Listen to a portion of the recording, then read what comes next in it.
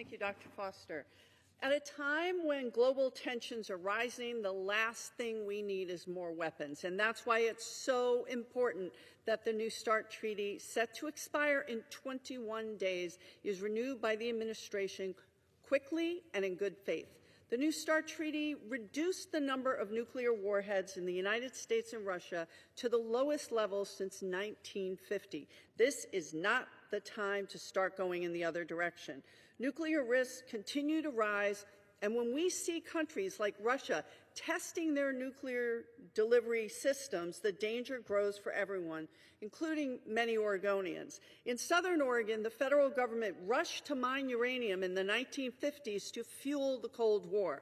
2 open-pit mines outside Lakeview in the Fremont National Forest supplied the material that went to the Hanford site to produce plutonium for nuclear weapons. When that rush ended, we were stuck with that contamination. It took decades for the EPA to declare the mines a Superfund site, leaving the land poisoned.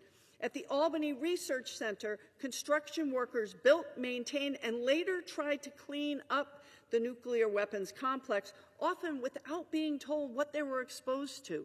Decades later, workers are still fighting to get screened for cancers and other life-threatening illnesses caused by their exposure to radiation.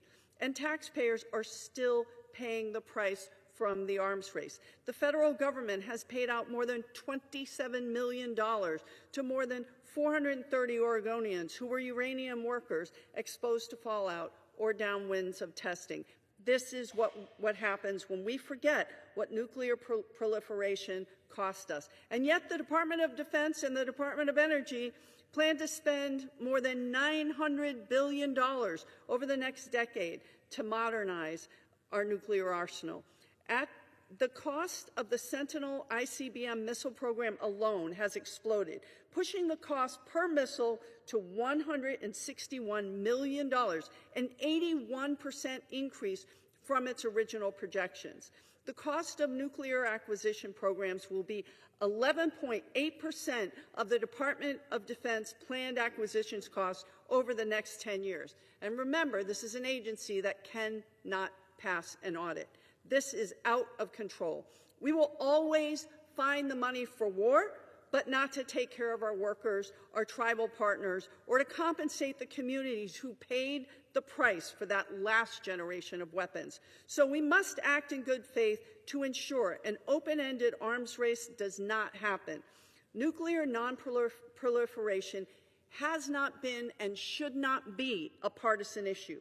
We don't need more weapons. We need more affordable health care, upgrades to our transportation infrastructure, expansion of U.S. manufacturing capacity, and to focus our taxpayer dollars on things that benefit the American people and that make our communities safer. I'm happy to work with any of my colleagues to develop a common sense approach to limiting our nuclear stockpiles and to keep this administration from taking us down a costly and destabilizing path, which is why I am proud to have co-sponsored H.R. 100, which, again, just reiterates my position on nuclear proliferation. Thank you, and thank you, Dr. Foster, for all your work, and I yield back.